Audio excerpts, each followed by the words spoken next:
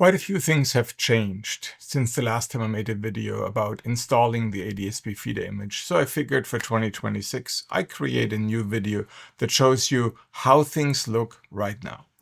First thing that is interesting is there's a new version of the Raspberry Pi Imager. Again, a link is below in the description.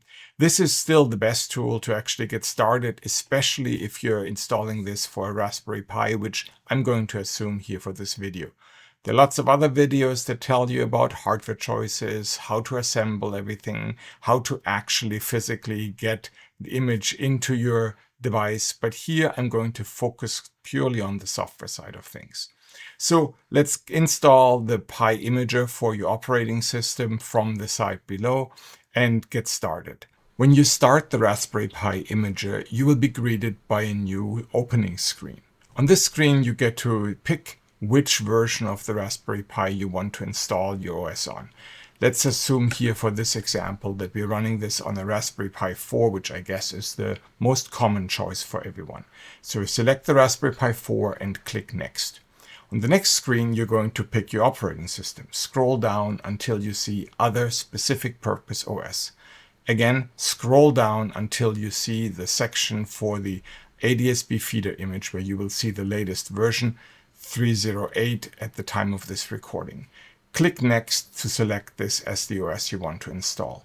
Now select your mass storage device, so that's your SD card as mounted on your OS. And again, click Next.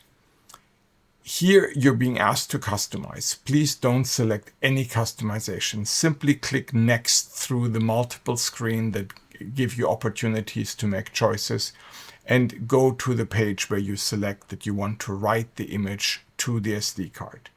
Verify that everything looks correct and click on the Write button.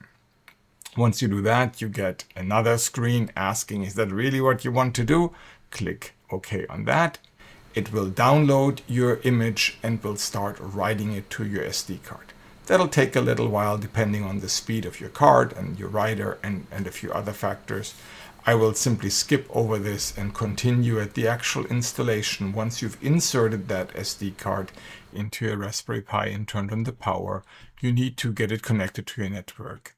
That is different depending on whether you use a wired Ethernet cable where it should just work, or whether you need to go through the hotspot process in order to connect to your Wi-Fi. There's a different video here on the channel that explains how to do that. So for now, I assume you have your device on your network and to want to start to configure it. Use a browser on your laptop and go to adsb-feeder.local. If that doesn't work because MDNS isn't working in your network, the alternative is to go to my.adsb.im. Either way, you should get to this screen where the basic setup of the system starts.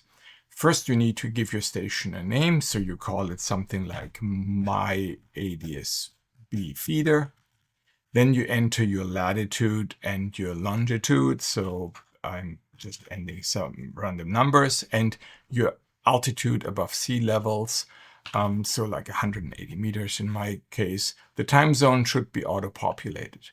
Now comes the new part where you actually check which kind of data you want to track. In the past, the adsb feeder image only could track adsb information. Today we can do a lot more, but for this video we'll focus on the adsb details. So you click that and it will default to just an integrated feeder, which is what you almost certainly want. Everything else is more advanced.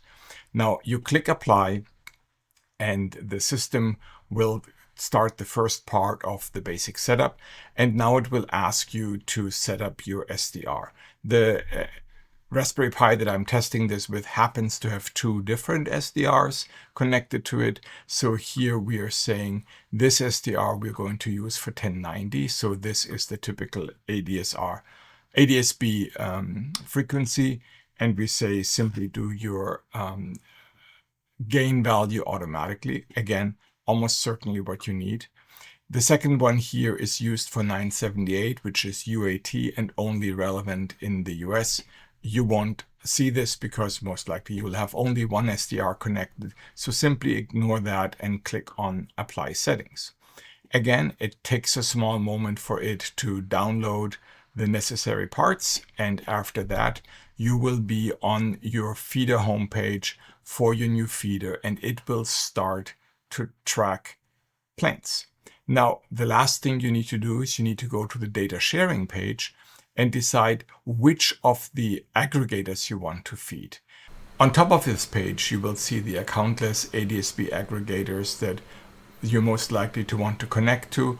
Below that, the account-based ones like FlightRadar or flightaware, where feeding them gets you a free business account from them. Pick the ones that you want, simply click on apply, and in a quick moment this will be correctly set up, and now you're already feeding the systems. If you go back to the home page, it will take a little bit for this to show up here, but in just a few minutes you should see that you're receiving data and that the data is sent to your aggregators. So this is a very quick overview how to start feeding with the adsb feeder image in 2026. There are lots more videos here that talk about more details of what to do and how this all works. But for now, I hope this was interesting, and have fun.